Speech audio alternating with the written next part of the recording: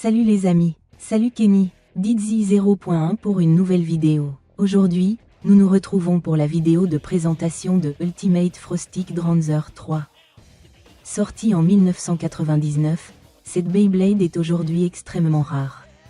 Il s'agissait du Beyblade principal de Kai dans le jeu vidéo Beyblade Next Generation Begoma Battle. La version japonaise incluait également les deux autres stades d'évolution du Beat Beast présents dans le jeu. Passons à la notice, nous pouvons observer les éléments et la façon de la construire. La voici en pièces, nous allons parler de chacune d'entre elles.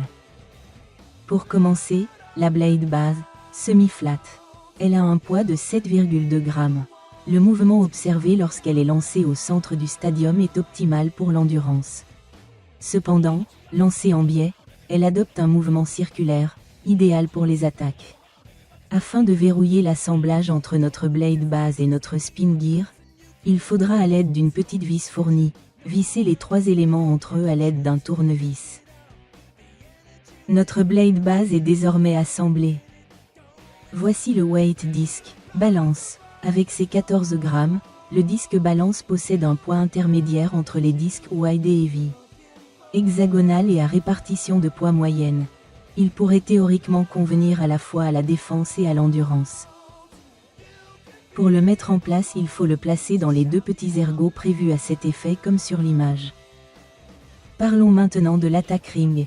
Le Wind Cross est un attaque ring puissant grâce à son poids extrêmement bien réparti, sa finesse et ses bords lisses. Il était autrefois couramment utilisé contre les toupies d'endurance avant d'être surpassé par d'autres anneaux, tels que le War Lion de Galéon ou le Tiger Défenseur de Drigger S.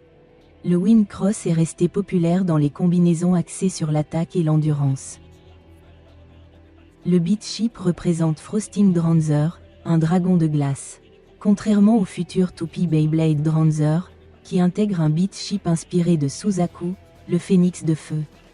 Frosting Dranzer est un dragon à 3 têtes. Une fois le tout assemblé, nous pouvons constater que notre toupie est prête à être utilisée. Passons à la phase de test.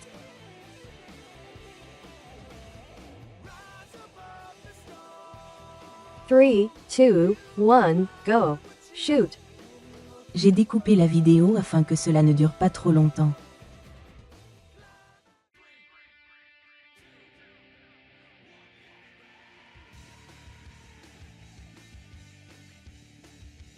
Three, two, one, go. Shoot.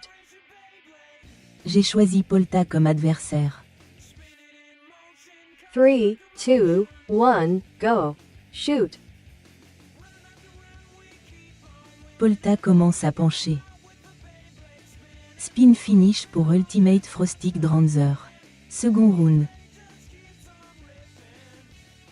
Three, two, one, go. Shoot. Et c'est parti pour Polta.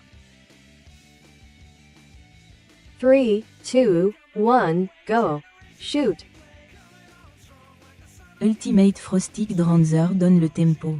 Il commence à donner des petites attaques sur Polta.